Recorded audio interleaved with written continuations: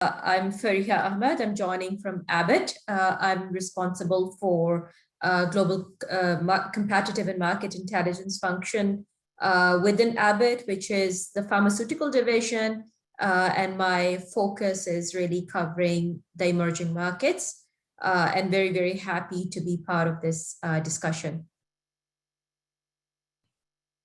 Ali, if you can introduce yourself. Yeah, sure. Hi, everyone. This is Ali, working for Pfizer. I'm the commercial director working for the global deployment of the COVID vaccine, and happy to be part of this panel.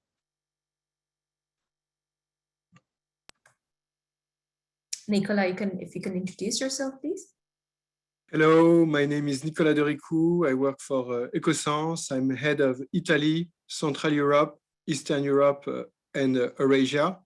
So that's a commercial position. And I've joined the company already 4 years ago, almost today. And I'm very pleased and honored to be invited.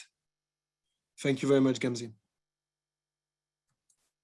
Katerina, I see that you're here. If you can hear us, could you kindly introduce yourself? Okay, thanks a lot for the invitation and for the chance to be the part of this panel. My name is Katerina Marenova, and I'm working for Sotio clinical stage development or clinical development stage company focusing on oncology and immunology, heading business intelligence activities here. Thanks a lot, Ali, Nicola, and Katrina for being part of this discussion. I mean, we are, I think all of us are coming from the business, and in terms of the decision making and the recommendations that we need to give to the senior management, senior leadership within our businesses, and really looking at what is happening around us, it becomes very important and imperative that we have a good mechanism of bringing this outside view in, especially in a VUCA environment when things are changing so fast, right? There's so much pressure just to stay ahead of the curve, but also we see that there's a trend and we see our consumers are changing, our payers are changing, the markets are changing, the policies, etc. So keeping this perspective in mind, I know that, you know, there's always this need to make sure that we understand what is happening outside. But how do we bring this view within our organizations? And most importantly, how do we take, you know, incorporate these intelligence and insights into our everyday decision-making process? So, you know, one of the things that, I mean, internally within the panel, we had some very interesting conversations and discussions as well. And one of the key things really was how to cut through the white noise of what is happening outside in our environment. I mean, we know that we are bombarded with data, and I know that Ali, yesterday you spoke about it as well, that, you know, in our professional and in our personal life, there's this information fatigue going on. There's more and more and more data which is being generated, and it starts to interfere in a way with our ability to learn, right, and to engage and use it for meaningful decision-making process. So for me, I mean, before I even start with what do we do and how do we use this data and de-silo and defragment the information, I'm really interested to understand what type of information is really useful when we talk about market and competitive intelligence. So Ali, if I can start with you, and if, you know, keeping in mind, I know that you're looking at the COVID vaccine as well, what is your view, and specifically from the COVID environment and the pandemic that we're going through? Yeah, thanks a lot, Faria. Well, I think we are in a very particular situation right now with COVID. So normally our source of data is very well defined, right? We want to be mindful about the market research we conduct, the insights we generate through our sales force, as well as the data that is published, etc. So we kind of try to mix all of them. I think with COVID, there is something on top of that, which is, as you have mentioned, the social listening part, right? There is hundreds of thousands, if not millions, of people talking about your product each and every day in platforms that you do not engage so often, like Twitter or Instagram, that you cannot avoid, right? So you cannot not see them. At the same time, you cannot take each and every one of them seriously and try to respond to them. So we are trying to strike a balance between them to differentiate the signal from the noise as much as possible, and then to bring these insights into our decision-making process, because what is being discussed there is very valuable in multiple aspects. Thanks, Ali. I mean, I think it's quite interesting perspective. When I'm listening to you, and this is something that I encounter in my everyday life as well, is yes, there's a lot of information, but then which pieces of these information is valuable, right? How do you cut through the noise? And then another thing which comes out is what are the sources of information or sources of data when we look at external information portals, etc., or social media listening, or what the competition is doing, etc. So Katerina, if I can come to you and ask you a little bit more about how are you looking at this or bringing this outside perspective in, what value do you derive for your business from these external sources? Okay, so I think that the most important question or most important part of the question is that we really need precise question. We need precise task. Without knowing what we are looking for, we can't work in our job. So today it becomes really extremely important to have a good question, good definition of our task, and then we can look for the precise data. And it doesn't matter if it's research type of the data or competitive intelligence type of data, like competition monitoring, following others, etc. Or if you are looking for clinical data. Once you precisely know what you are looking for and what you need, then it's quite easy to find your data. Of course, you have to distinguish then between the information noise and the real data. And in today's world, it's very difficult to verify the data because we are working in high speed, in high information speed. So I think that, let's say, the biggest task in our profession has changed. It's not about finding data, it's about verification and interpretation of the data. Yeah, I think, Katrina, you touched a very, very important subject there. It's really about finding the focus, right? It's not really looking for a needle in a haystack. It's really starting and framing the question, what is it that you need to know? And then, of course, it helps you identify the sources of information or the right sources of information. So if Nicholas, if we can ask you a little bit around the topic of focus, right? When you're looking at external information, how do you find this focus, and how do you sort of measure to say, okay, this might be a good set of data where you have a high level of confidence versus this is something which might be a lot of noise and may not be very helpful for you? Well, actually, this is a very large question. So actually, for me, the key is begin with the end in mind. I mean, yes, I'm overwhelmed by information because I have to manage mostly indirectly, but 37 countries. I have 16 partners. I have direct sales, indirect sales, hybrid sales. So I work also in different languages, as most of us here. So I'm overwhelmed by information. So I always wonder, okay, where do we want to be short-term, mid-term, long-term? Okay, we want to increase penetration in this specific segment. Fair enough. So what kind of info I need? It's what Katerina was saying. What kind of info I need precisely to validate that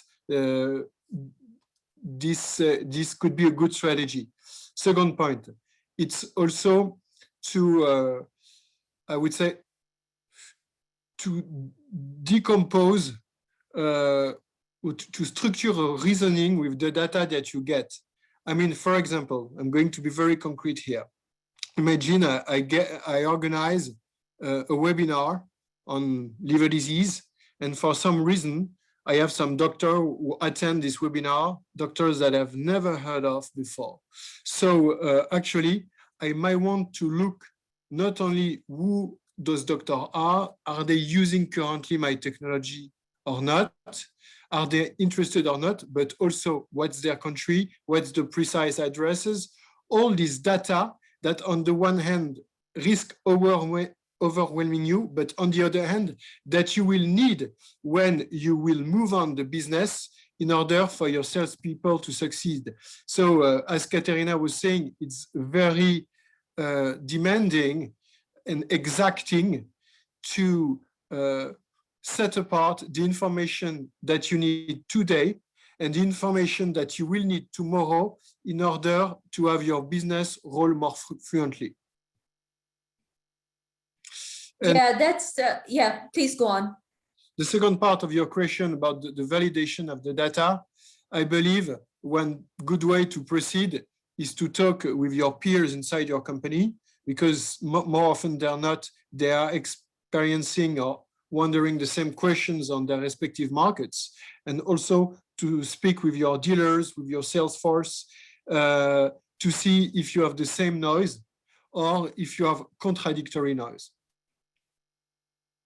That's quite interesting point, Nicola. I agree with you, because there is we need to lean on our internal resources as well to validate some of this data, right, which is coming from outside. And what does it mean? So what, right, for our business?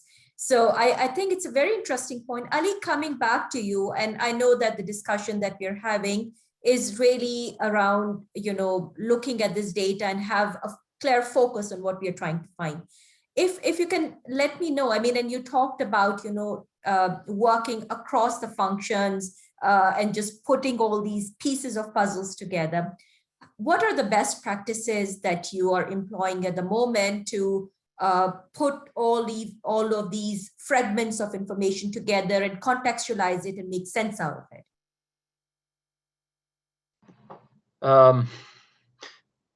Well, couple of things, right? First, I think it makes sense in some situations to validate the data we have externally. In other instances, I think we should take it at the face value and accept it as it is. And I will also give an example around COVID, for example. There's very good data out there, which is free, from McKinsey, from Financial Times, from Wall Street Journal. Like the stuff that you can read in the news is sometimes as good enough as the market research that you would conduct, that will take a couple of months and quite a lot of money and a lot of effort to do. Then the question is, will you take this data as it is, or will you are you willing to sacrifice, to go through the whole process of approving and paying for it and waiting, and probably getting the same results 2 months later, which might be too late and the data is already outdated? So I think that's a very valid question. I mean, I can just say that we are trying to define some inflection points for which we validate and we do our research, etc. For the others, I think external data sometimes is as good as what you can generate internally. Okay, I mean, I think it's a lot of very interesting points. I mean, for me, one of the struggles that I'm having at the moment, and when you're looking at the vast majority of data, and we are monitoring around 88 markets, right, Nicola? You also talked about looking at a lot of markets. So, and then we have this added complexity of a lot of languages, right? So how do you make sure that what is happening outside, I mean, or even, you know, within the different markets and the information which is, or intelligence which is even sitting within our functions, in these markets is, is used or something happens with this information. This is one of my biggest struggles at the moment. So I'll open the floor, whoever wants to start and discuss it. Okay, so let me start because as I'm working for quite a small biotech company, this topic is quite important for me. So my best experience is that you have to really talk to your stakeholders and define the expectations. Once you precisely know what they need, then you are able to deliver. You deliver the right information in the right structure, in the right depth. You cannot overwhelm top managers with detailed analysis of the market because it doesn't help. But on the other hand, you cannot provide your researchers with some high-level overview of the field.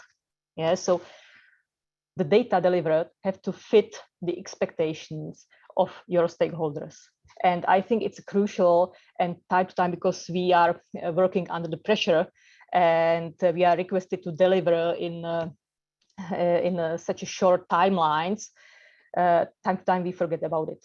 So the first thing really I recommend to do is define with your stakeholder what are the expectations and what type of the information he wants and he needs to continue with his work. That's, yeah. Interesting. Nicola, would you like to add something? How do you make sure that what you provide or your team provides is really relevant to the key stakeholders, and how do you engage with them? Well, actually, building on what Katerina said, actually, first I try to understand more of their needs, and actually, I work not only with my customers, but the final customers, which are key opinion leaders. And I'm very looking forward to having their feedback on our new products, on ideas or concept we may have, just to validate if it makes sense for their respective markets or not. And the second point I would build on is to actually, when I receive their answer, there is another aspect, because I would call it cultural, because actually the interpretation that they can have of the question can really vary among different markets and different cultures. So I always try to adapt my question to put it in the local context when I am asking the question, with real life examples or cities or hospitals that they know. And number two, I also use a bit of my intuition, because in some culture, Northern American people are very direct, okay? So if it can be black or white, it's crystal clear. In some other cultures, they will not straightforward tell you that it does not suit them, or they will not provide you the data, but they will make it look as is. You know what I mean?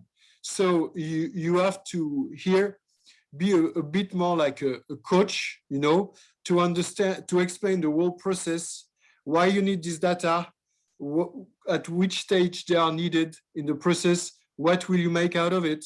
So if you, for example, you state, okay, we want to keep in touch with our customers, so we just want to make sure that this set of data is correct, because we don't want to overwhelm them with data, sending information or emailing that will not be useful in these specific markets. So to sum it all up, it's really finding the right calibration, including cultural aspects. That's a very interesting point, and you're absolutely right. When we are dealing with our customers, with our doctors, HCPs in a lot of markets, this is always this concern: at which point do we need to say that no, stop, we cannot overwhelm them, right? How do we optimize the content that we're pushing in their direction, which channel, etc. which is similar to what we are experiencing as well, right? Because we get overwhelmed with the data, and our customers are looking at this data from a lot of companies like ours, right? So this is quite interesting point. Ali, coming to looking at the information and the processing the information, defragmenting the information. Are you using any technology or any tools which help you, help and support a little bit in this, I would say, analysis phase? All right. So you are asking about technologies that we use to visualize or contextualize the raw data? Yes, or any dashboards or even the social media listening platforms, etc., that the companies are very often using now. Yeah. Well, I think there are points where you should say, I don't know. So I'm a commercial colleague and I work very closely with my colleagues in business intelligence, etc. But I would go ahead of myself if I claim to know every tool that they use or every technology that they use. So what I can say as a consumer of these, data and insights is, in the end, like no matter which dashboard or which tool that they use to digest these data, I think the final touch comes from having a discussion around it and which parts of it would be useful, like really the executive summary, the gist of it. Sometimes it's oversimplification to have like just one slide for the executive summary, but I think I really like the approach of having, this is the summary, and here are the interesting parts that you might have to, have a deeper look at it, so that I think you can dive deep into the dashboard and see it for yourself. So I know I didn't answer the question directly, but as I said, like I'm not in a position to really comment on which technologies that is used across the organization. I think, I mean, Ali, I think you answered it more as a consumer of the information, right? Which I think is important. Yep. Because internally, what we have experienced or what I've experienced is that when I work with our business intelligence team, the commercial IT teams, or the data analytics team, it becomes really important that we work very closely with them, put together certain business cases to say, okay, these are the views that we need. This is the information that I need, because what you're saying is very relevant. For me, it's not how the dashboard is built, but what it is showing me, right? What is the value in putting these different pieces of information together, which I think a lot of companies are struggling with. We have got the data which is coming from the markets, then you have the sales data, the internal data which is being generated. How do you put these different views together? Because it gives you a certain insights which otherwise might not be available. So I think as a consumer of these dashboards, it's a very valid point that for us, it's not how it is being built, but so what does it mean? What is it giving me, right? And I agree with you. I mean, this is something that when in our experience when dealing with senior leadership team is to give a very clear, very short description of this is what happened, this is what we are recommending, or so what, this is what it means, right? That's all. They're not going to spend half an hour trying and struggling and reading all the line charts, and this is very valid. So I agree with you in that approach. Katerina, I mean, in terms of, looking at the technology, and I know that you're looking at, probably the pipeline data. You're a part of a biotech company. So how do you keep tabs on your competitors? How do you make sure that, what are the trends and what is happening outside is brought within the organization, and in a way socialize it as well, so that people understand if there are any threats or risks or even opportunities? Okay. Thanks for this question, because it's one of the most complex questions here, because what you describe with one sentence means a whole job description. And well, my personal experience, how to tackle this, because the competition monitoring is one of my jobs. Again, I need to know which type of information is needed with whom in my company.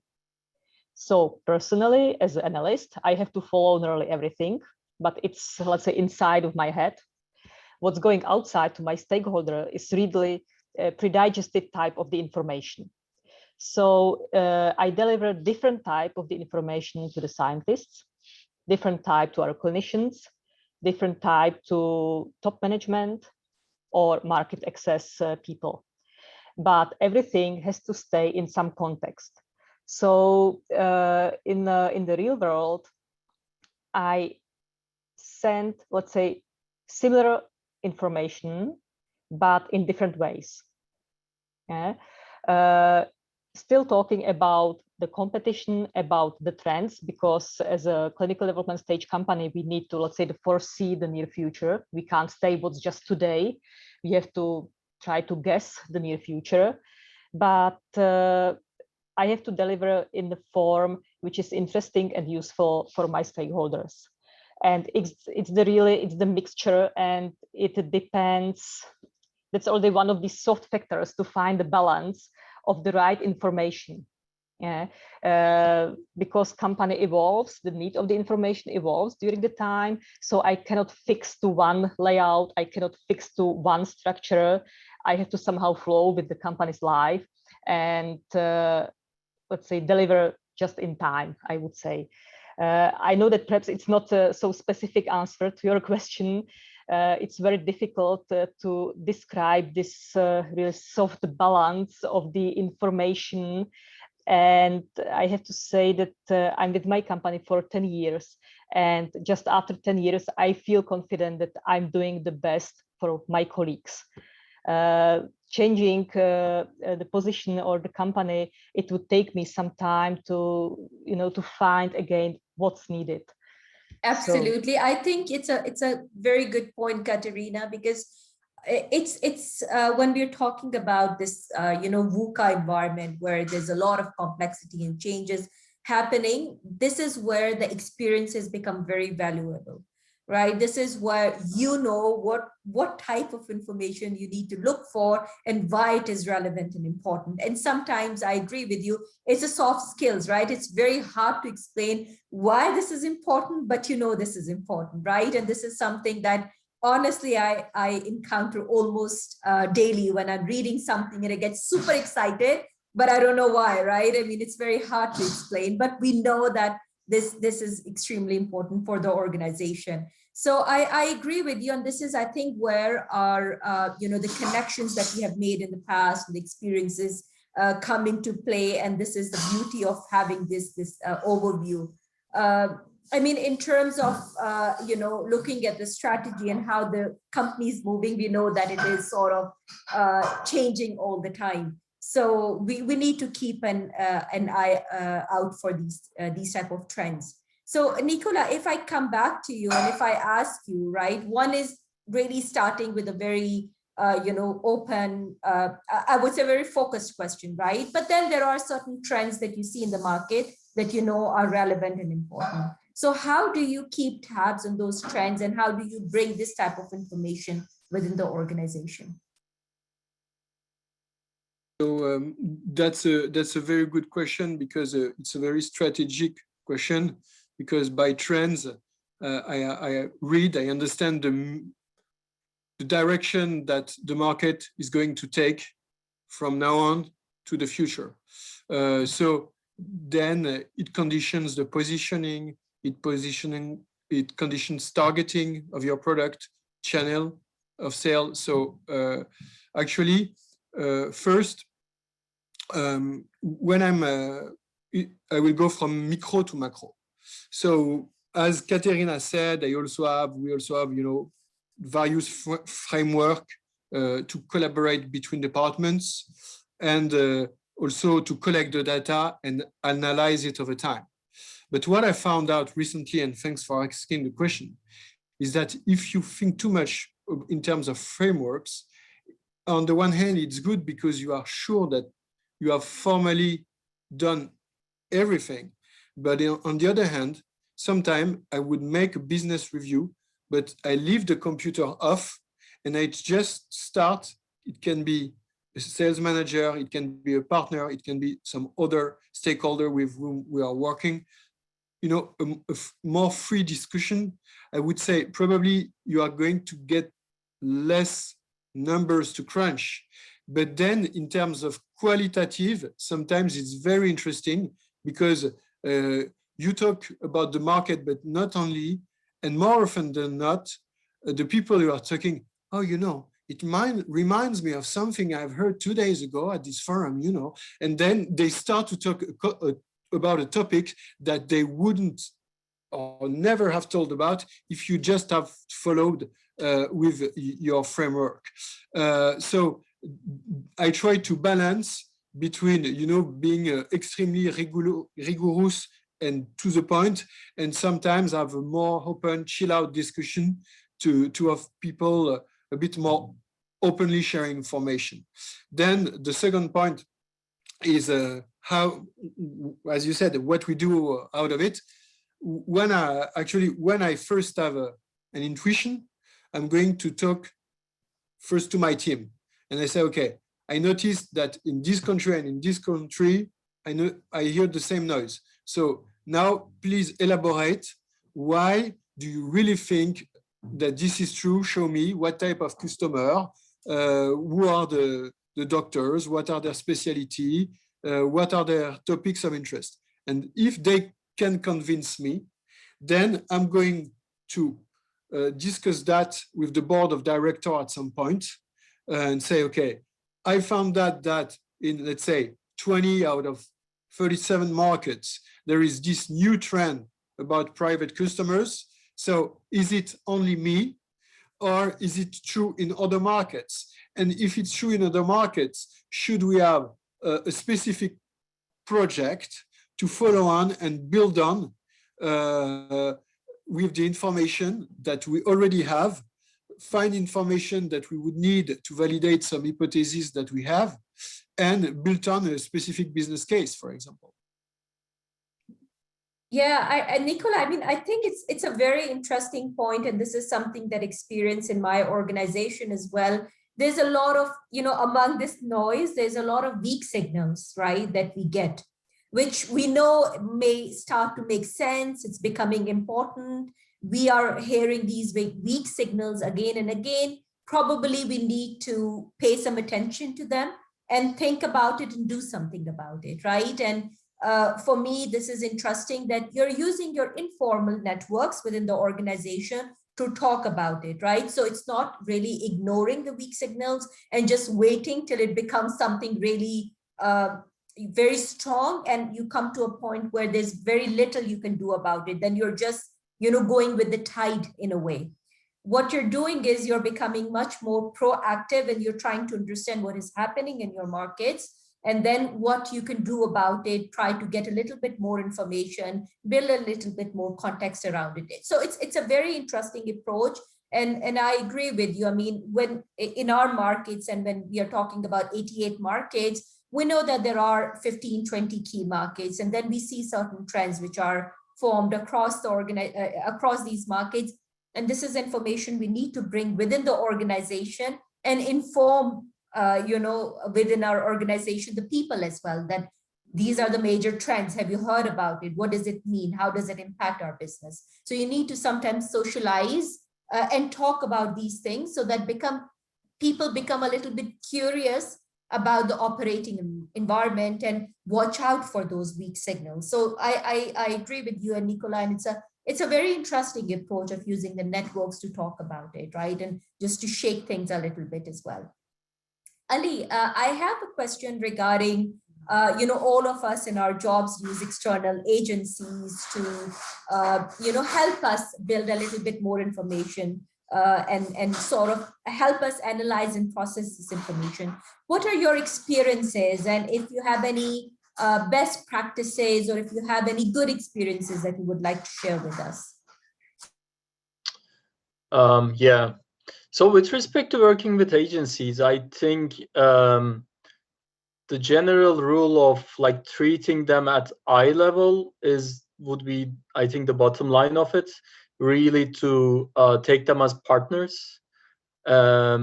I think like with the agencies, we generally have the necessary NDAs so that we can share almost as much information as relevant, not possible, but as much as relevant, so that they can process and give it back to us accordingly. So, for example, with the current agency that I'm working with, I mean, they're part of the team. Like they're part of this whole launch initiative that we are leading, and I try not to see them as outsourced vendors that supply us with, either information or data or some, other tools that we can use in our commercialization, but rather really as partners with which we are trying to solve the same problem. So I think that will be the single most important thing that I'm trying to continue in my relationship with them. And the second one would most likely be try to share the focus areas, like the priority areas with them, so that they spend their energy at the right problems. Like I think that was mentioned previously, we should give them the right questions so that they do work on them, and sometimes they do miracles that, in a couple of days, there's something that positively surprises us that would we assume that would take a lot more time, etc. So I think those two, like being partners with them and giving them the right context and the right questions, would be my best practices working with agencies. That's interesting. Katerina, would you add something to what Ali is saying in terms of your experiences working with external partners?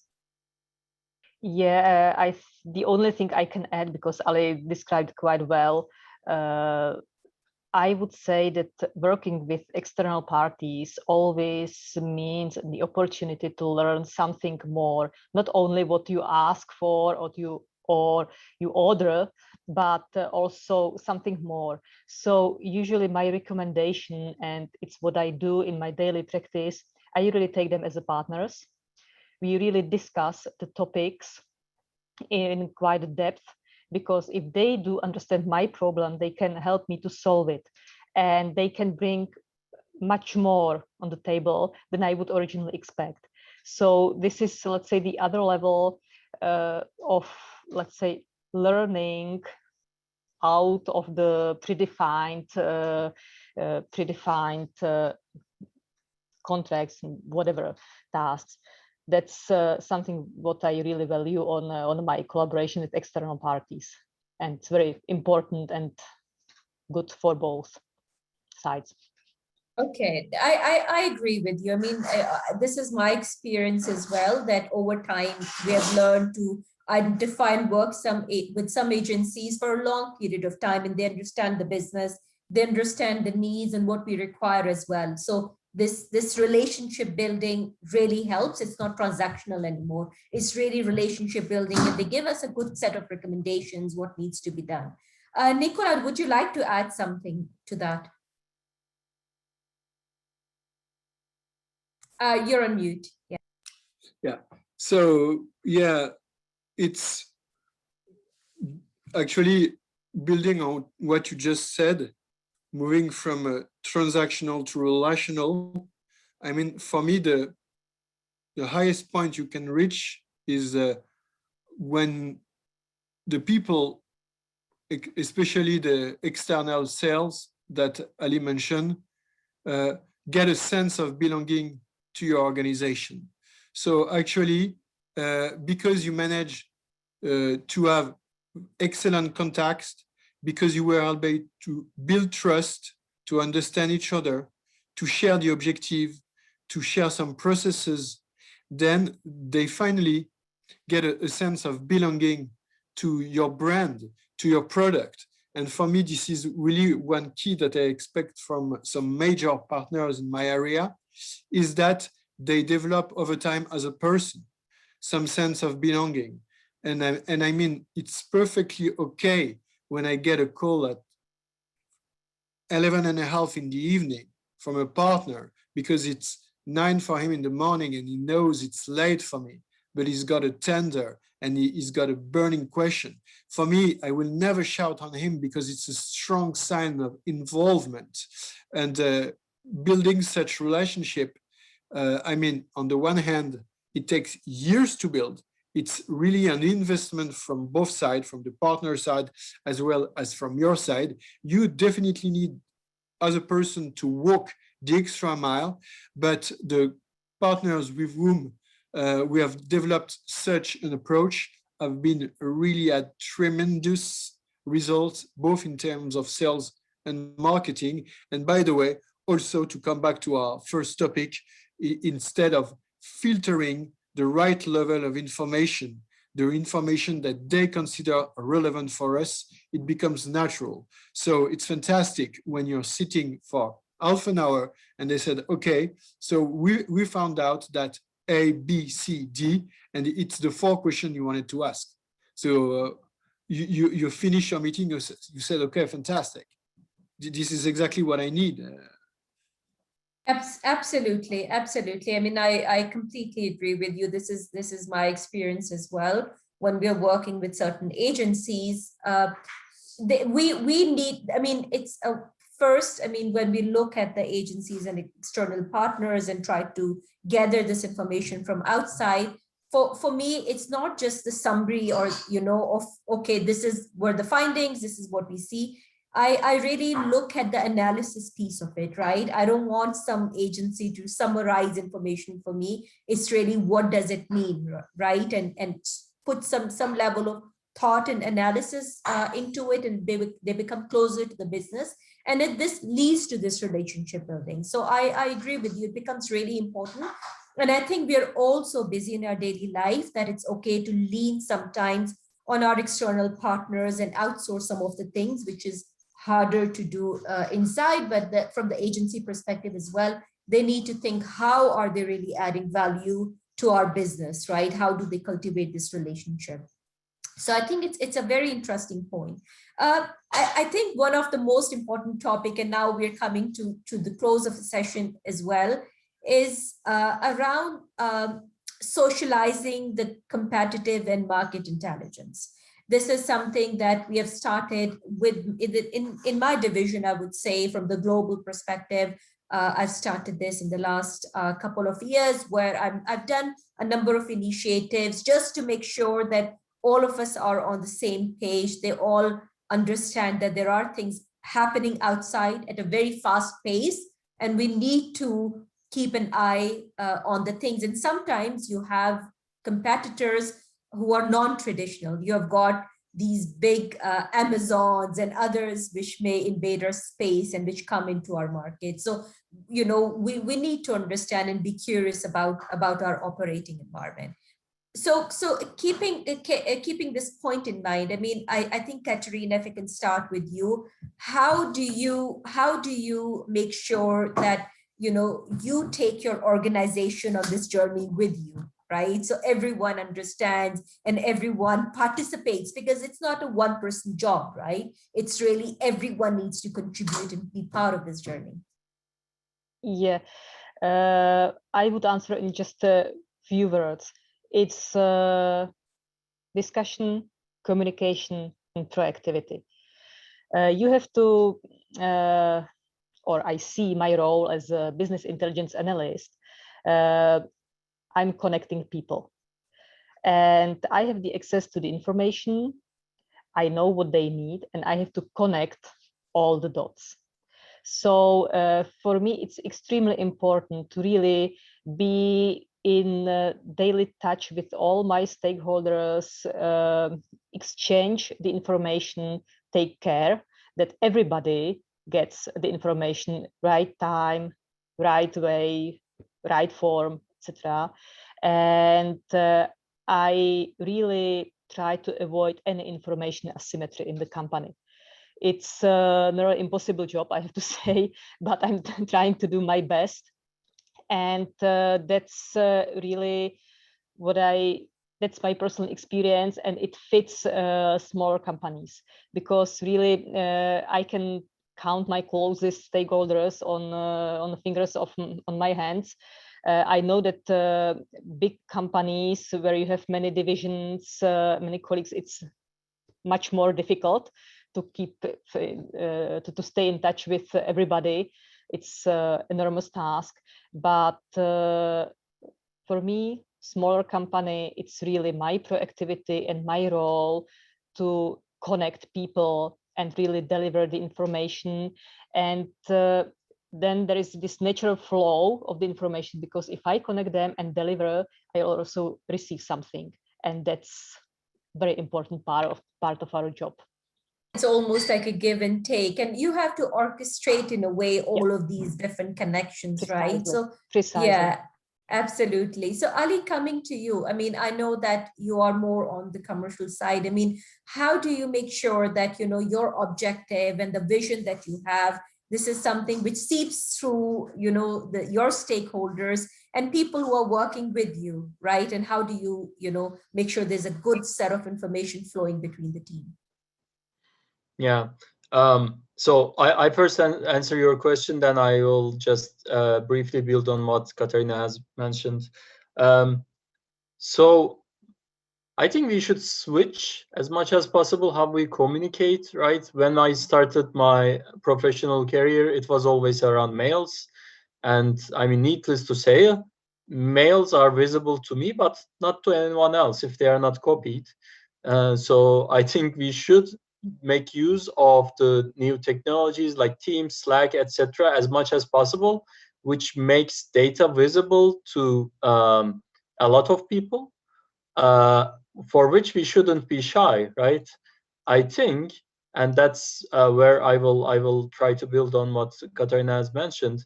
I think we sometimes take the information confidentiality too seriously internally.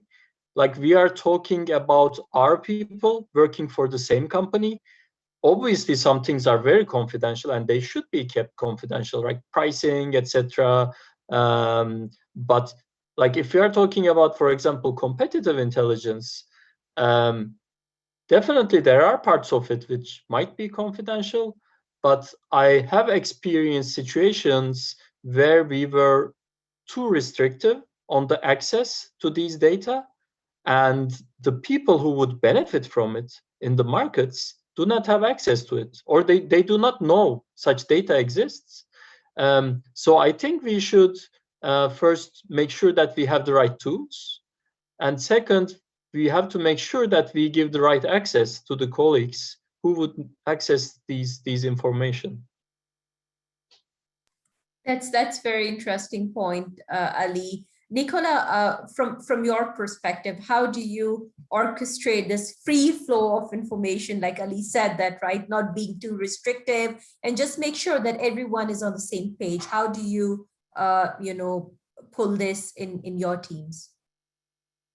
Well, actually, for this, we have devised, you know, frameworks that are extremely clear with our goals, short-term, mid-term, long-term, by department, but also explaining how they converge.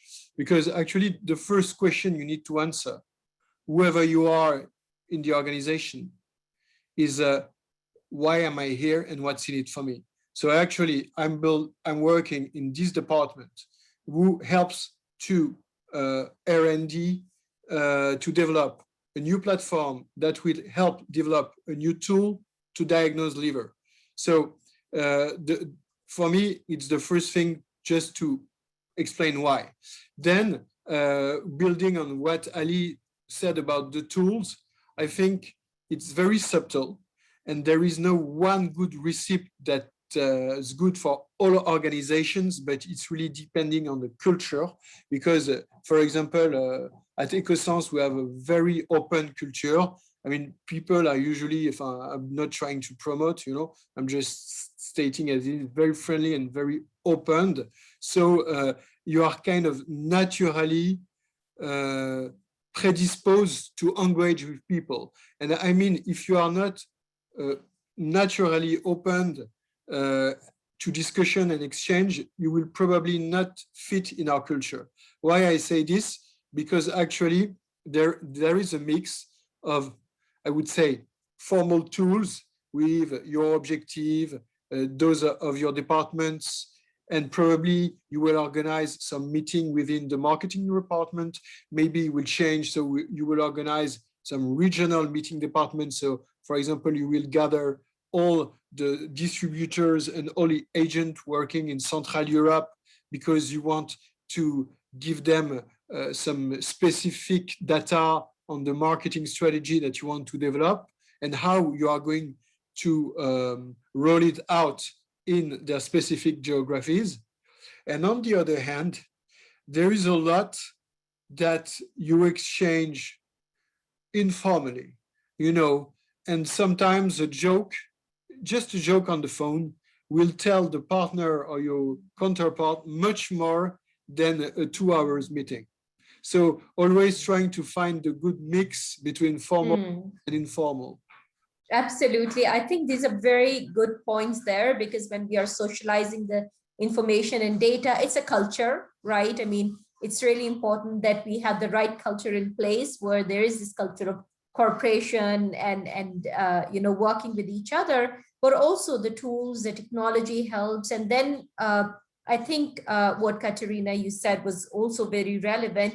It's also like, orchestrating the information and joining these dots, because people then see the value and then they come, for this type of information more, or they contribute to the information more.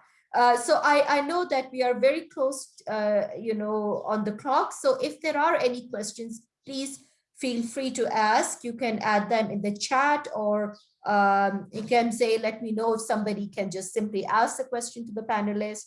We'll be very happy to answer. Thank you very much, Farika. Actually, we have one question to you and all our panelists. The question is, how did the pandemic impact your general insights practices as producers and consumers of the data? What are your biggest learnings from last year? If I may start and give a very short answer, right? I mean, when you're going through pandemic and when the thing started earlier last year, we were in a crisis mode, to be honest, right? We needed to know, what does it mean? What is going on? When the markets will normalize, right? So we had this sort of, I would say, spike where we were in the crisis mode. Then we started to understand and try to see, okay, how things are going. And then when things will normalize. So I think we are still like, there's this curve which is going on. We are not still at the end of the pandemic, unfortunately. You have seen the news in India and some other markets, which are our key markets for us. So yes, I mean, for us, overall, it became imperative for the senior leaders really to understand what is happening in the market. We were sort of trying to pull this information together, trying to understand how the elective procedures in hospitals are going, how the patient footfall look like, things which were very, very critical, and try to give up-to-date information in concise small bits. Because my feeling was that this helped the senior leadership to get a little bit more grips and to also understand that this is a pandemic. Things will not normalize in a couple of months. We are in it for quite some time. So I mean, I'll ask the panelists if they want to add something from their perspective. So if I may start, our practices in our company changed a lot. I have to say that we were used to collect the information and distribute information, let's say, personally. via conferences, personal talks, corridor talks, whatever. The pandemic somehow completely shut it down, this soft part of our job, natural exchange of the information. And we had to move to online, to the virtual world, which at least at the beginning was quite difficult, I have to say. People had to learn how to communicate in the virtual world, how to exchange the information. It's something different if you say the information or if you write it down. What's written, it's said. So in our company and in my, let's say, my personal experience is that the practices and how do we work, there was a huge change, how to collect information, how to collect the insights, and how to distribute them. Otherwise, in the type of the information, there was not so much change. We continue as before. What was the challenge was to see what's the impact on the others. What's the impact on hospitals, on the physicians, daily routines in the hospitals, how we can deal with it, etc. But as Freja already said, it's somehow settled down already, so we continue as usual.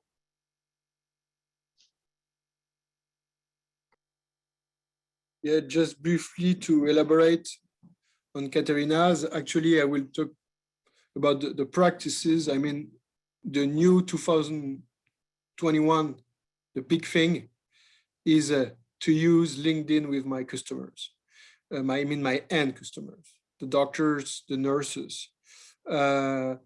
Before, even though I was looking for them on LinkedIn, it was rare that I could find anyone. So I have not been posting that much, relaying information, because I thought, okay, sometimes I will do it because I think it's particularly relevant. But I know that my LinkedIn contacts were mostly my colleagues or the colleagues working in the companies I used to work for before. So this will not impact them. And actually, in the past 6 months, I have seen many of my customers opening LinkedIn accounts. And now we start to chat. So, it becomes a new channel of communication that did not exist in my region before. Probably in other geographies, probably Western Europe, United States, it's completely different. But as for Central and Eastern Europe, and to a lesser extent Italy, it's relatively new practice. Thank you. Thanks a lot. So, Rimza, I think we are at the end of the session. Are there any questions or any other comments? Currently, we don't have any questions, but I would suggest our attendees that they can approach to you via LinkedIn or our networking platform. For now, I thank you a lot for this very fruitful discussion, Fariha, Ali, Katerina, and Nicholas. I enjoyed personally a lot. Hope you as well. So thank you very much for joining us today. Thanks a lot, everyone, and thank you for attending. Thanks for have a great lot. rest of the day. Bye. Thank you very much. Yeah. Bye.